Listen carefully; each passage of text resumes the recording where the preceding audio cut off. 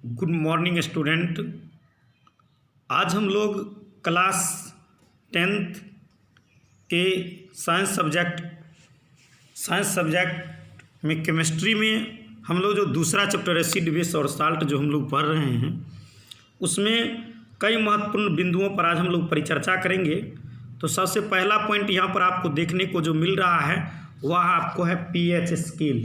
ध्यान देंगे, पीएच का पूरा नाम होता है पावर ऑफ हाइड्रोजन, अर्थात हाइड्रोजन की शक्ति।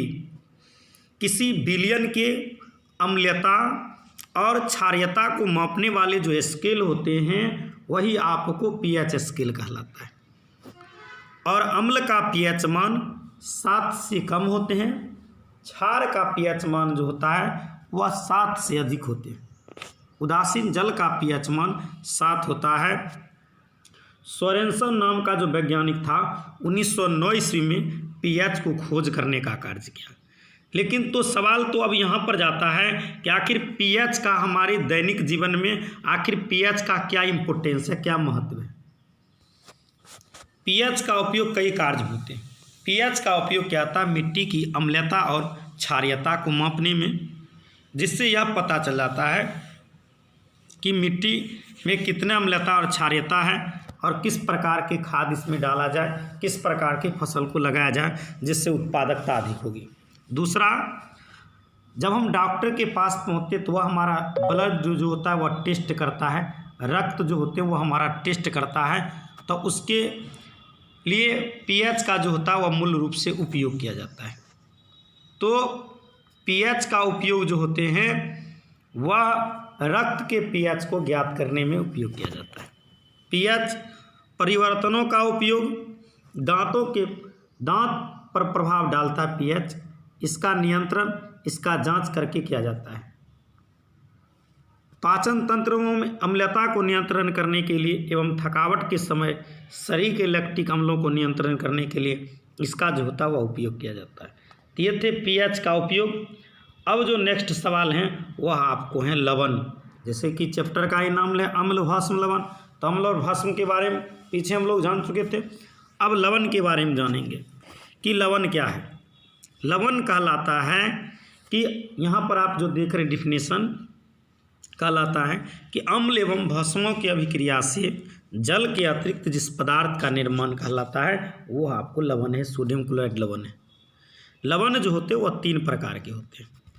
अब यहाँ पर आप देखिए, सबसे पहला पॉइंट आपको यहाँ पर दिखाई दे रहा है सामान्य लवण, यानी वैसा लवण जिनमें विस्थापनशील हाइड्रोजन या हाइड्रोक्सिल समूह नहीं होते हैं उसे हम लोग सामान्य लवण कहते हैं। जैसे सोडियम क्लोराइड हुआ, आपको पोटासियम क्लोराइड हुआ, सोडियम सल्फेट हुए, ये विभिन्न प्रकार के सदस्य सामान्य लवण के अंतर्गत आते हैं। NaCl, KCl, Na2SO4, Na3PO4, KNO3, ये तमाम प्रकार के आपको जो पदार्थ हैं वो सामान्य लवण के अंतर्गत आते हैं।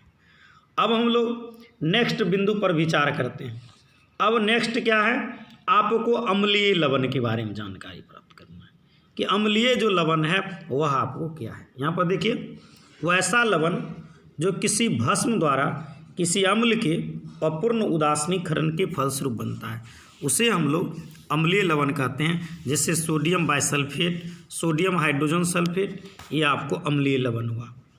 नेक्स्ट जो पॉइंट पर विचार करेंगे वह होंगे आपको भास्मिक लवण।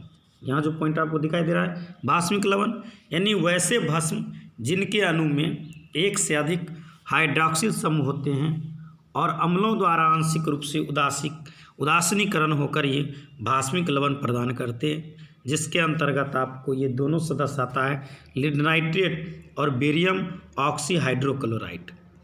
अब इनकी प्रॉपर्टीज पर हम लोग विचार कर लें, इसके गुणों पर परिचर्चा करें कि आखिर क्या है।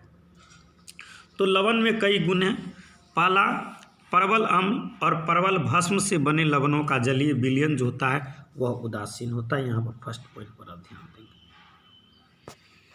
इस विलयन का पीएच मान 7 होता है, जिसके अंतर्गत KCl, NaCl, KNO3, Na2SO4 आदि आते हैं। ये आपको जल में उदासीन विलयन बनाने का कार्य करता है। दूसरा गुण पर आप परिचर्चा करें कि प्रबल अम्ल तथा दुर्बल भस्म से बने लवणों का जलीय विलयन अम्लीय होता है, जैसे NH4Cl, FeCl3, CuSO4, AlCl3 आदि का जलीय विलयन अम्लीय होता है तथा विलयन का pH मान 7 से कम होता है। नेक्स्ट है आपको दुर्बल अम्ल तथा प्रबल भस्म से बने लवणों का जलीय विलयन क्षारीय होता है तथा विलयन का pH मान 7 से अधिक होता है, जैसे Na2CO3। ये 3 महत्वपूर्ण जो गुण आपको देखने को जो मिला है ये आपको लवण के गुण हैं।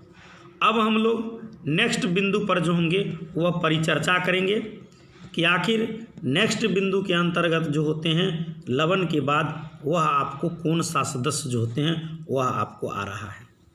तो अब हम लोग लवण के बारे में सभी गुणों को यहाँ पर हम लोग जानकारी प्राप्त कर लिए हैं।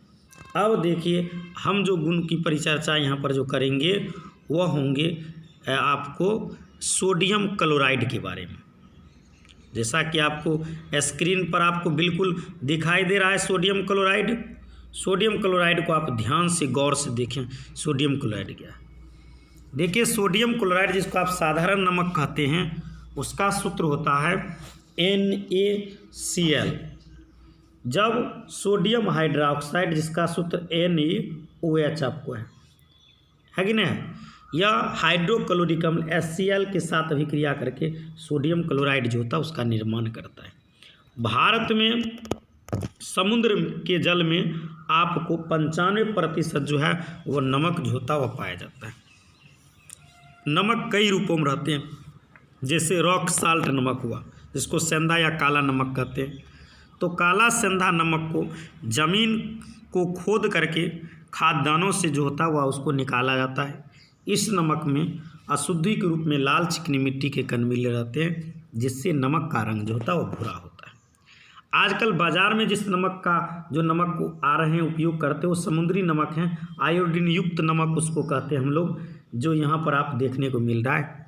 आयोडीन युक्त नमक के उपयोग करने से व्यक्ति को घेघा नाम का जो रोग होता है वह नहीं होता है। बहुत इंपॉर्टेंट पॉइंट है कि प्रश्न पूछता है कि घेघा रोगी को घेघा रोग न हो इसके लिए किस प्रकार के नमक का उपयोग किया जाता है, तो आयोडीन युक्त नमक इसका आंसर होंगे।